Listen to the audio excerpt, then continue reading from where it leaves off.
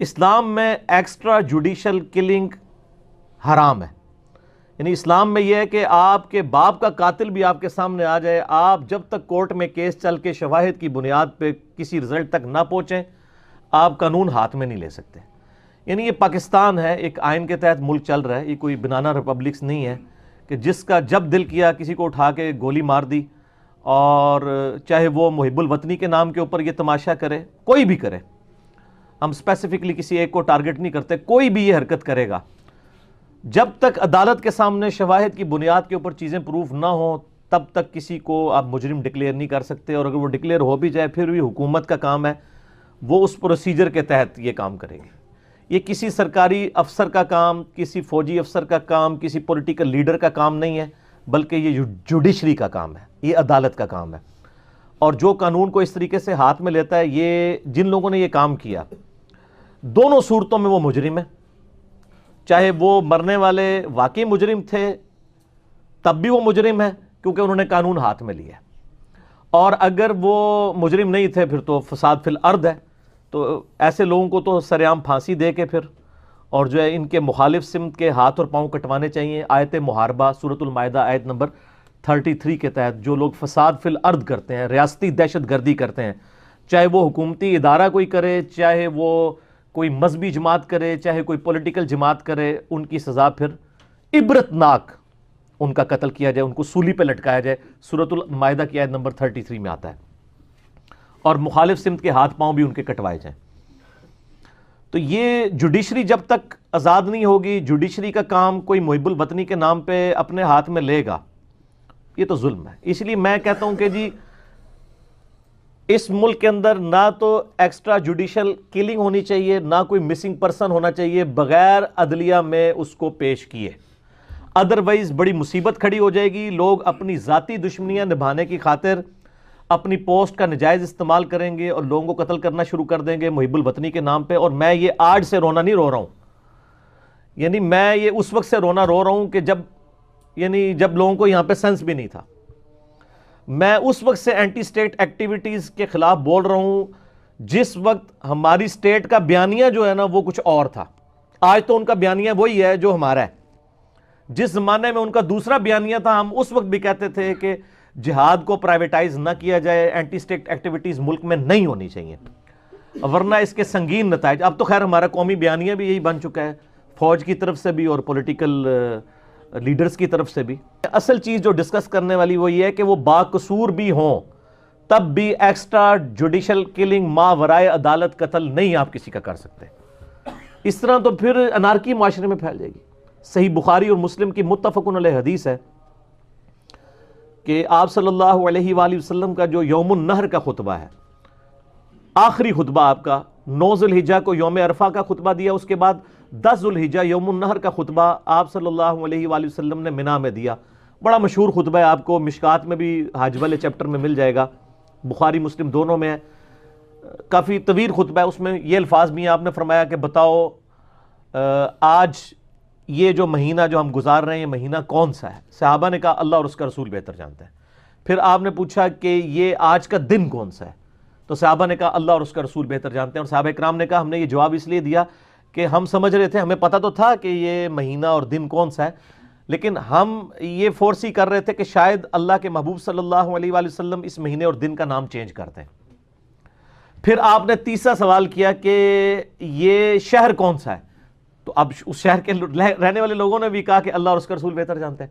تو آپ نے فرمایا کیا یہ ذو الحجہ کا مہینہ نہیں ہے حرمت والا، جو 4 مہینے سورہ توبہ کے اندر آئے ہیں کہ 4 مہینے حرمت والے ہیں جب سے اللہ تعالیٰ نے زمین و اسمان کو پیدا فرمایا. اور ان کی ڈیٹیلز اسی حدیث کے شروع میں آتا ہے بخاری مسلم میں کہ 3 کنزیکٹیو مہینے ہیں، ذی قعدہ، ذو الحجہ، محرم اور چوتھا رجب. تو کیا یہ حرمت والا مہینہ ذو الحجہ نہیں ہے؟ صحابہ نے کہا بلا یا رسول اللہ کیوں نہیں. اور آپ نے پھر فرمایا کہ آج کا یوم النحر کا دن نہیں ہے، قربانی کا دن، وہ بھی عظمت والا دن؟ سب نے کہا بالکل یا رسول اللہ ایسا ہی ہے. اور پھر آپ صلی اللہ علیہ وآلہ وسلم نے فرمایا کیا یہ شہر مکہ نہیں ہے؟ سب نے کہا یا رسول اللہ شہر مکہ ہے. تو آپ نے فرمایا پھر یاد رکھو جس طرح یہ مہینہ، آج کا دن اور یہ شہر مکہ اللہ کے نزدیک حرمت والے ہیں کہ ان کی توہین نہیں ہو سکتی، اسی طریقے سے تمہاری جان، مال، عزت، آبرو ایک مسلمان کی دوسرے پہ حرام ہے. سر عموماً شہر مکہ کی تو لوگ عزت کریں گے، اینٹ سے اینٹ بجانے کی نہیں سوچیں گے، اور حرمت والے مہینے کی عزت کریں گے، 10 ذوالحجہ کے دن کی عزت کریں گے، لیکن جہاں پہ کمزوری پائی جائے گی وہ کیا ہے کہ کسی مسلمان کی جان مال عزت اور آبرو کو وہ حلال ٹھہرا لیں گے. تو یہ میرے بھائیو بڑا کریٹیکل ہے. پھر آپ صلی اللہ علیہ وآلہ وسلم نے فرمایا اللہ گواہ رہنا میں نے تیرا پیغام ان تک پہنچا دیا ہے. پھر آپ نے صحابہ سے بھی پوچھا، انہوں نے کہا یا رسول اللہ آپ نے پہنچا دیا. پھر 3 دفعہ آپ نے یوں انگلی بلند کیا، اللہ گواہ رہنا، اے اللہ گواہ رہنا، اے اللہ گواہ رہنا. اور پھر فرمایا یہ تمہاری رسپانسبلٹی ہے، اس پیغام کو دوسری دنیا تک پہنچاؤ. بعض اوقات جن لوگوں تک پیغام پہنچایا جاتا ہے وہ زیادہ یاد رکھنے والے ہوتے ہیں بنسبت ان لوگوں کے جو پہنچا رہے ہوتے ہیں. اور ہم نے دیکھا ہے کہ نان عربک لوگ ہیں جن کی حدیث کی کتابیں پڑھی ہوئی ہیں ادھر ہمارے سامنے، یہ جتنی کتب ستہ پڑھی ہوئی ہیں سارے نان عربک ہیں، اجمی ہیں، اور ان لوگوں نے دین کو محفوظ کیا الحمدللہ. تو یہ بڑا ظلم ہے. سورۃ المائدہ میں اللہ تعالیٰ نے قابیل اور حابیل کا جو واقعہ بیان کیا ہے، جب حضرت آدم علیہ السلام کے ایک بیٹے نے دوسرے کو قتل کیا تھا، تو اس کے فوراً بعد اللہ تعالیٰ نے ایک بڑی کریٹیکل، ایک یونیورسل ٹروتھ کے طور پر بنی اسرائیل کے لیے جو ایک کمانڈمنٹ تھی، جو بعد میں اس امت کے لیے بھی کمانڈ بن گئی ہے، بہت کریٹیکل کمانڈ، اس کا ذکر کیا ہے سورۃ المائدہ کی آیت نمبر 32 کے اندر. آیت محاربہ تو میں نے بیان کی 33 یہ 32 ہے. اعوذ باللہ من الشیطان الرجیم. من اجل ذالک، بسبب اس واقعے کے جو قابیل نے حابیل کو قتل کیا، کتبنا علی بنی اسرائیل، ہم نے یہ بات طے کر دی تھی بنی اسرائیل کے لیے. اور ظاہر ہے وہی شریعت موسوی کی کنٹینیوشن ہے، شریعت محمدی صلی اللہ علیہ وآلہ وسلم. انہ من قتل نفسا بغیر نفس، کہ جس نے بھی کسی جان کو قتل کیا سوائے 2 استثناء کے، کہ وہ قتل کے بدلے قتل ہو رہا ہو، اور وہ بھی جوڈیشری کا کام ہے سر، کسی مجاہد ملت کا کام نہیں کہ قانون ہاتھ میں لے، جوڈیشری نے فیصلہ کرنا ہے کہ وہ قتل کے بدلے قتل ہو رہا ہو، یعنی قصاص کے طور پر. او فساد فی الارض، یا زمین میں کوئی فساد مچا رہا ہو، وہ بھی جوڈیشری نے فیصلہ کرنا ہے کہ یہ فساد کر رہا ہے، یہ غدار وطن ہے. یہاں تو ہر پولیٹیکل لیڈر دوسرے کو غدار وطن کہتا ہے، پھر سوشل میڈیا پہ کمپین چل جاتی ہیں ایک دوسرے کے خلاف. فَكَأَنَّمَا قَتَلَ النَّاسَ جَمِيعًا، تو گویا ایک انسان کا قتل کرنا پوری انسانیت کا قتل ہے. یہاں پہ مسلمان کا ذکر نہیں آیا سر، انسان. وَمَنْ أَحْيَاهَا، اور جس نے ایک زندگی کو بچایا، فَكَأَنَّمَا أَحْيَا النَّاسَ جَمِيعًا، تو گویا اس نے پوری انسانیت کو بچا لیا. ایک انسان کو بچانا پوری انسانیت. اور یہی وجہ ہے کہ قرآن حکیم بڑا سٹرکٹ ہے. قرآن کا اسلوب یہی ہے کہ کوئی غلطی کرے معاف کر دو، اللہ تمہیں اجر دے گا. لیکن ایک گناہ ایسا ہے جس پہ اللہ تعالیٰ نے فرمایا معافی اپریشیٹیبل نہیں ہے، بلکہ قصاص لو، اور وہ قتل ہے. باقی سب جگہ کا ٹھیک ہے معاف کر دو، غلطی ہے، اللہ تعالیٰ بدلہ دے گا. لیکن اس یونیورسل ٹروتھ کو اللہ تعالیٰ نے جس طریقے سے بیان کیا ہے نا، یہ آیت نمبر ہے 179 سورۃ البقرہ کی. اعوذ باللہ من الشیطان الرجیم، بسم اللہ الرحمن الرحیم. بہت کریٹیکل آیت ہے میرے بھائیوں. وَلَكُمْ فِي الْقِصَاصِ حَيَاةٌ يَا أُولِي الْأَلْبَابِ، قصاص میں انسانیت کی زندگی چھپی ہوئی ہے اے عقل والو، لعلکم تتقون، تاکہ تم تقوی اختیار کرو. انسانیت کی زندگی اس میں ہے کہ قتل کے بدلے لوگوں کو قتل کیا جائے. جو دہشت گردی کرنے والے ہیں، چاہے حکومتی ریاستی دہشت گردی ہو، چاہے کسی پولیٹیکل جماعت کی طرف سے ہو، خواہ کسی مذہبی جماعت کی طرف سے ہو، جو فساد فی الارض کر رہا ہے، لوگوں کو ناحق قتل کر رہا ہے، اس کو عدالت میں پیش کر کے شواہد کی بنیاد پہ اللہ تعالیٰ ہمارے قتل کرو، اور اس میں انسانیت کی زندگی ہے. باقی جگہ کہا گیا معاف کر دو، قتل کے بارے میں کہا گیا نہیں بدلہ لینا ہے. مولا علی علیہ السلام کا جو قول ہے وہ ان ساری آیات اور احادیث کو کور کرتا ہے جو تواتر سے نقل ہوا ہے اہل سنت اہل تشیع دونوں کے ہاں، کہ مولا علی نے فرمایا تھا رضی اللہ تعالیٰ عنہ علیہ السلام کہ کوئی بھی معاشرہ بغیر دین کے تو چل سکتا ہے، بغیر انصاف کے نہیں چل سکتا. یورپ کے معاشرے میں آج پرائم منسٹر کی بھی جرت نہیں ہے، ان کے آرمی چیف کی بھی جرت نہیں ہے کہ کسی کو تھپڑ بھی مارتے. اپنی نوکری سے بھی ہاتھ دھو بیٹھے گا اور لاکھوں پاؤنڈز لاکھوں ڈالر اس کو جرمانہ ادا کرنا پڑے گا. یہاں تو پرائم منسٹر کا ایک جگہ کا یا چیف جسٹس کا ایک جگہ کا ہاسپٹل کا دورہ ہوتا ہے، وہاں سے مریضوں کو بھی اٹھا کے لے جاتے ہیں جگہ کھلی کرنے کے لیے. تو یہ پھر ریاست مدینہ تو نہیں نا جی عمران خان صاحب، ریاست مدینہ میں یہ کچھ تو نہیں ہوتا. تو ہم تو اس کے حوالے سے آج سے نہیں عرصہ دراز سے آواز بلند کر رہے ہیں کہ عدالتوں کو آزاد کیا جائے. میرا ایک کلپ ملینز آف پیپل تک پہنچا سر، فیس بک کے ذریعے بھی، یوٹیوب کے ذریعے. Do it first please. جس میں نے عمران خان صاحب کو کہا تھا جوڈیشری کو آزاد کریں. یہ کام کر دیں، کوئی اور کام کرنے کی ضرورت ہی نہیں ہے. باقی سب کے سب سیدھے ہو جائیں گے. کوئی فوجی لیڈر، کوئی مذہبی لیڈر، کوئی سیاسی لیڈر عدلیہ سے اوپر نہیں ہونا چاہیے. سب اکاؤنٹیبل ہوں عدلیہ کے سامنے. تو آپ دیکھیں جناب کیسے یہ قوم سیدھی طرف چلتی ہے. اور یہ بڑا کریٹیکل ایشو ہے، یہ یاد رکھیے گا. صحیح بخاری میں حدیث ہے، نبی صلی اللہ علیہ وآلہ وسلم نے فرمایا جس شخص نے کسی ذمی کافر کو بھی قتل کر دیا نہ حق، وہ جنت کی خوشبو بھی نہیں پائے گا، حالانکہ جنت کی خوشبو 40 سال کی مسافت سے بھی آ رہی ہوگی. ایک کافر کو بھی قتل کرنے والا نہ حق جنت کی خوشبو نہیں پائے گا. اور ابو داؤد میں حدیث ہے، اسی کی وہ ایکسپلینیشن سمجھ لیں. نبی صلی اللہ علیہ وآلہ وسلم نے فرمایا اللہ تعالیٰ یا تو شرک کو معاف نہیں کرے گا، جو سورہ نساء کی آیت نمبر 48 اور 116 میں آیا، ان اللہ لا یغفر ان یشرک بہ ویغفر ما دون ذلک لمن یشاء. اللہ شرک کو معاف کر دے گا، اس کے علاوہ جو گناہ ہے، شرک کے علاوہ جو بھی گناہ ہے وہ معاف کر دے گا سوائے شرک کے، مگر جس کے لیے چاہے گا. تو قرآن میں بھی اشارہ ہے کہ شرک کے علاوہ بھی کوئی ایسا گناہ ہو سکتا ہے جو اللہ معاف نہ کرے، کیونکہ لمن یشاء ہے. ابو داؤد میں اس حدیث کی ایکسپلینیشن ہے، یا تو اللہ تعالیٰ شرک کو معاف نہیں کرے گا، یا کسی ذمی کافر کو کسی نے نہ حق قتل کر دیا. کافر کو، سر مسلمان کی بات ہی نہیں ہو رہی. مسلمان کے قتل کے بارے میں تو آپ سورۃ النساء کھول کے پڑھ لیں. اللہ تعالیٰ نے فرمایا جس نے کسی مسلمان کو نہ حق قتل کیا ہمیشہ کے لیے دوزخ میں. سر ہمیشہ کے لیے. اگر آپ کو یقین نہیں آتا یہ میں وہ آپ کو پڑھ کے بھی سنا دیتا ہوں. سورۃ النساء میں ہے، اعوذ باللہ من الشیطان الرجیم، بسم اللہ الرحمن الرحیم، آیت نمبر 93. وَمَن يَقْتُلْ مُؤْمِنًا مُتَعَمِّدًا، جس نے جان بوجھ کے کسی ایمان والے کو قتل کیا، فَجَزَاؤُهُمْ جَهَنَّمُ خَالِدًا فِيهَا، اس کی جزا ہے ہمیشہ کے لیے جہنم. وَغَضِبَ اللَّهُ عَلَيْهِ، اور اللہ کا غضب، وَلَعْنَهُ، اور اللہ کی لعنت. لعنت کا مطلب وہ رحمت سے دور. وَأَعَدَّ لَهُ عَذَابًا عَظِيمًا، اور ایسے شخص کے لیے اللہ نے بہت بڑا عذاب تیار کر رکھا ہے. سر یہی وجہ ہے بخاری مسلم کی دونوں کی حدیث ہے کہ قیامت والے دن سب سے پہلے قتل کے مقدمے کا فیصلہ ہوگا. ایک تو وہ ابو داؤد میں حدیث ہے نا، قیامت والے دن سب سے پہلے نماز کے بارے میں سوال کیا جائے گا، وہ حقوق اللہ میں سے ہے. اور وہ ابو داؤد میں حدیث ہے. بخاری مسلم میں جو پہلے سوال کا ذکر ہے نا سر قیامت والے دن، وہ قتل کا ہے، حقوق العباد میں سے. حتیٰ کہ ابو داؤد کے اندر اور سنن نسائی کے اندر بڑی ڈیٹیل حدیث آتی ہے. نبی صلی اللہ علیہ وآلہ وسلم نے فرمایا قیامت والے دن مقتول اپنے قاتل کو پیشانی کے بالوں سے گھسیٹتا ہوا اللہ کے عرش کے قریب لے جائے گا. یہ یعنی اس کی اپروچ ہوگی اور اس حال میں کہ اس کی رگوں سے خون بہہ رہا ہوگا. اور پھر وہ اللہ سے کہے گا یا اللہ اس کو پوچھ، اس نے مجھ سے میری زندگی کیوں چھینی تھی، آج مجھے انصاف چاہیے. یہ حالت ہونی ہے جناب. یعنی باقیوں کو تو فرشتے گھسیٹ رہے ہوں گے نا، قاتل کو مقتول پکڑ کے لے کے جائے گا. اور سنن نسائی میں آگے الفاظ موجود ہیں، وہ صحابی کہتے ہیں اے حکمرانوں کبھی کسی کے ناحق قتل میں اس کی مدد مت کرو. ٹھیک ہے نا جی.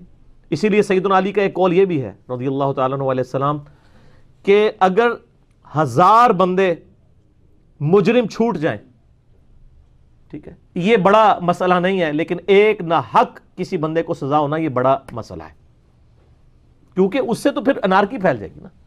وہ کہتے نہیں ہمارے پاس چونکہ پروف نہیں ہوتا اس لیے ہم پھر ایکسٹرا جوڈیشل کلنگ جو ہے آپ کو پتہ ہے ہو جاتی ہیں.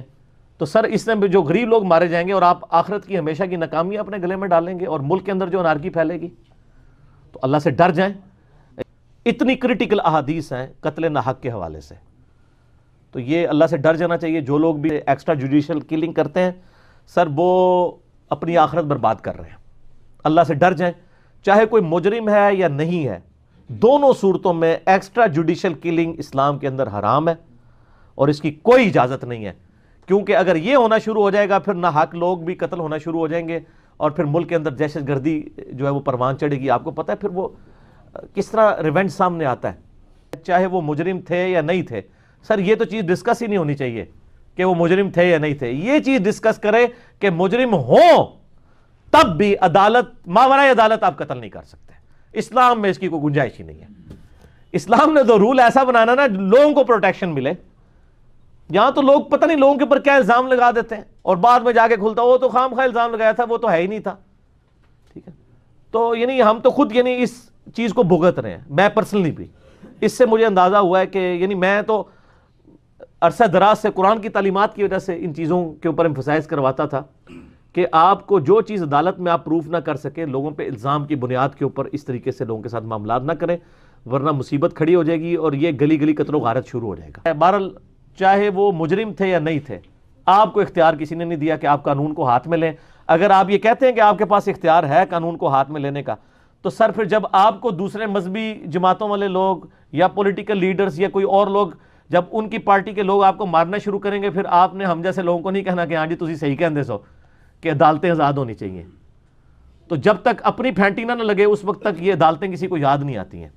تو ہم کہتے ہیں ابھی بھی عدالتوں کو آزاد کریں، عدالتوں میں چیزیں لے کے جائیں، عدالتوں کا یعنی وہ فیصلہ کریں گے. اور اگر وہ چھوڑ بھی دیں کسی بندے کو شواہد کم ہونے کی بنیاد کے اوپر، اللہ کے حضور وہ مجرم نہیں ہوں گے. لیکن آپ قانون ہاتھ میں نہیں لے سکتے. آپ اپنی محب الوطنی پروف کرنی ہے تو شواہد اکٹھے کریں. آپ یورپ امریکہ میں دیکھیں 10 20 سال تک شواہد اکٹھے کرتے ہیں. ان کو پتا ہوتا ہے کہ کورٹ میں اگر ہم نے جا کے یہ پروف نہ کیا ہمیں سزا ہو جائے گی. اور حالانکہ یہ اسلامی سزا ہے. سورۃ النور کے اندر آیا نا کہ اگر کوئی کسی کے اوپر زنا کی تہمت لگاتا ہے اور وہ پروف نہ کر سکے تو اس کو پھر 80 کوڑے لگائے جائیں گے، چاہے اس نے اپنی آنکھوں سے بھی دیکھا ہو. پروف کرنا ہوگا، 4 گواہ لانے پڑیں گے. تو قانون تو پھر اسی طریقے سے چلتا ہے نا سر. لا قانونیت نہیں ہونی چاہیے. اور یہ قتل والا ایشو جو ہے نا یہ بہت سٹرکٹ ہے. میں پہلے بھی بولتا رہتا ہوں، آج یہ چونکہ ایک سینسٹیو ایشو تھا انہوں نے پوچھ بھی لیا تو میں پھر سے یعنی یہ کلیئر کر دوں، انما الاعمال بالنیات، اعمال کا دار و مدار نیتوں پر ہے. اس حدیث کو مس یوز بعض لوگ کر کے محب الوطنی کے نام کے اوپر لوگوں کو قتل کر دیتے ہیں اور کہتے ہیں ہماری نیت درست ہے. سر آپ کی نیت جو مرضی درست ہو، پہلی تو بات ہے یہ آپ کو غلط کہانی کرائی گئی تھی. یہ حدیث اس طرح ہے ہی نہیں ہے. یہ حدیث بخاری اور مسلم دونوں میں موجود ہے اور یہ حدیث جو ہے وہ صحیح بخاری کی پہلی حدیث ہے. ایون مشکات المصابیح جو انسائکلوپیڈیا آف حدیث ہے اس میں بھی پہلی حدیث یہی ہے بخاری اور مسلم کے ریفرنس سے. سیدنا عمر فاروق رضی اللہ تعالیٰ عنہ علیہ السلام کہتے ہیں کہ نبی علیہ السلام نے فرمایا تمام اعمال کا دار و مدار نیتوں پر ہے. ہر شخص کو وہی کچھ ملے گا جس کی اس نے نیت کی. جس شخص نے ہجرت اللہ اور اس کے رسول کی خاطر کی تو اس کی ہجرت اللہ اور اس کے رسول کے لیے لکھی جائے گی. اور جس شخص نے ہجرت جو ہے وہ دنیا کے حصول یا کسی عورت سے شادی کرنے کی خاطر کی تو اس کی ہجرت اسی کی خاطر لکھی جائے گی. یہ تو نیک اعمال کے بارے میں ہے. انما الاعمال بالنیات. برا عمل برا ہی ہے چاہے نیت اچھی بھی ہو. لوگ سمجھتے ہیں کہ جی برے عمل پہ بھی اچھی نیت کر لی تو ثواب ملے گا. نہیں، اچھے عمل پہ اچھی نیت ہوئی تو ثواب ہوگا، اچھے عمل پہ بری نیت ہوئی تو کوئی ثواب نہیں ہوگا. برے عمل پہ چاہے اچھی نیت ہو یا بری، برا عمل برا ہی ہے، حرام حرام ہی ہے. اس میں کیا آگے الفاظ ہے؟ پوری حدیث ہی نہیں پڑھتے انما الاعمال بالنیات. آگے الفاظ ہے. کچھ لوگ نبی علیہ السلام کے زمانے میں بھی نا ہجرت کر کے مکے سے مدینے آگے جو ہے وہ یعنی ان کے جن عورتوں کے ساتھ یعنی وہ شادی کرنا چاہتے تھے نا، اللہ رسول کے لیے ہجرت نہیں کی. وہ شادی کے چکر میں ان کی کوئی محبوبہ ہجرت کر کے مدینے آ گئی تو انہوں نے کہا چلو پیچھے اس امام کے. تو نبی علیہ السلام کے ذریعے کہلوایا گیا کہ اگر یہ تو اس عورت سے شادی کے لیے آئے ہیں نا تو ان کا اگرچہ یہ نیک عمل ہے ہجرت، شادی بھی جائز ہے پر ثواب کوئی نہیں. چوپڑیاں نالے دو کوئی نہیں. ٹھیک ہے، چوپڑیاں نالے دو پنجابی میں کہتے ہیں یعنی ایک پراٹھا مانگ رہے ہیں اور اوپر سے 2 مانگ رہے ہیں. ٹھیک ہے، تو 2 نہیں ہوں گی بلکہ ثواب کوئی نہیں ملے گا آپ کو. ہاں آپ کا عمل ٹھیک ہے، یہ آپ کر سکتے ہیں. نیک عمل کے بارے میں تھا کہ انما الاعمال بالنیات. برا عمل تو ہمیشہ ہی برا رہے گا چاہے آپ خانہ کعبے میں کھڑے ہو کے کوئی اچھی نیت اس کے اوپر کر لیں. تو اس حدیث کو بھی مس یوز کیا گیا ہے، آؤٹ آف کانٹیکسٹ بیان کیا گیا. اس چیز کو سمجھنا چاہیے. اور اس کی ایک بڑی اچھی مثال دی جاتی ہے کہ پرانے زمانے میں آپ کو پتہ ہے نا کہ لوگ گھوڑوں پہ سفر کرتے تھے. تو ایک تمثیل ہے یا واقعی وہ واقعہ بل سمجھانے کے لیے اچھا ہے کہ ایک شخص دوپہر کے وقت سفر میں ایک نماز پڑھنے کے لیے آیا تو اس نے دیکھا کہ بھئی یہ مسجد جو ہے وہ ایسے چوراہے پہ ہے کہ مسافر وہاں سے گزرتے ہیں. تو اس نے زمین میں ایک کھونٹی گاڑ دی کہ اگر کوئی نماز کے وقت بندہ آئے گا تو اس کو کھونٹی اپنے گھوڑے کو یا گدھے کو باندھنے کے لیے تلاش نہیں کرنی پڑے گی بلکہ وہ اسی وقت اس پہ باندھے گا اور نماز پڑھ لے گا بے فکرہ ہو کے. اچھا، جب مغرب کا وقت آیا تو ایک شخص مسجد میں داخل ہوا، اس نے وہ کھونٹی دیکھی تو اس نے کہا اب تو اسٹریٹ لائٹس بھی کوئی نہیں، رات کا وقت ہے، ہو سکتا ہے کوئی آئے تو اس سے ٹھوکر کھا کے منہ کے بل گڑے. تو اس نے وہ کھونٹی اکھاڑ دی. اب عمل 180 ڈگری ہے لیکن ثواب دونوں کو ہے. لیکن اس میں دونوں نیکی کے کام کر رہے ہیں نا, برائی کا کام تو کسی نے نہیں کیا. تو آپ اچھائی کا کام بری نیت سے کریں یا ریاکاری سے کریں وہ مردود ہے, لیکن برا کام چاہے آپ اچھی نیت سے کریں چاہے بری نیت سے وہ مردود ہے. لہذا ایکسٹرا جوڈیشل کلنگ میں انما الاعمال بالنیات کو پیش کرنا قرآن و حدیث کی تحریف ہے, اور بخاری اور مسلم دونوں میں حدیث موجود ہے. جس نے میری طرف کوئی ایسی بات منسوب کی جو میں نے نہیں فرمائی ہوئی تو یاد رکھنا یہ کوئی عام معاملہ نہیں, پھر وہ شخص اپنا مقام دوزخ میں دیکھ لے. جو اس حدیث کو یوز کر کے اس حدیث کو مس یوز کرتے ہیں وہ مس یوز تو بعد میں کریں گے, پہلے وہ اپنا مقام دوزخ میں دیکھ لیں کہ نبی علیہ السلام نے یہ بات نہیں فرمائی ہے کہ برے اعمال جو ہیں وہ نیتوں کے اوپر ڈیپینڈ کر رہے ہیں. یہ اچھے اعمال کا ذکر ہے کہ اچھے اعمال اللہ کے لیے ہوں گے تو ثواب ہوگا, غیر اللہ کے لیے ہوں گے پھر ثواب نہیں ہوگا, اور اگر خالصتاً غیر اللہ کے لیے ہوئے پھر ریاکاری ہوگی اور وہ تو شرک ہے.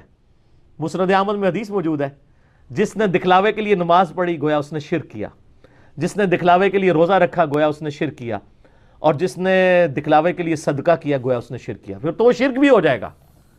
یہاں تو ہے کہ بھئی نکاح سنت ہے, کوئی شخص کہتا ہے جی چلو میں نکاح کے لیے ہجرت کر رہا ہوں, ساتھ اللہ کے لیے بھی لکھی جائے گی, تو اللہ فرما رہا ہے میرے لیے تو ثواب میں تمہیں نہیں دوں گا.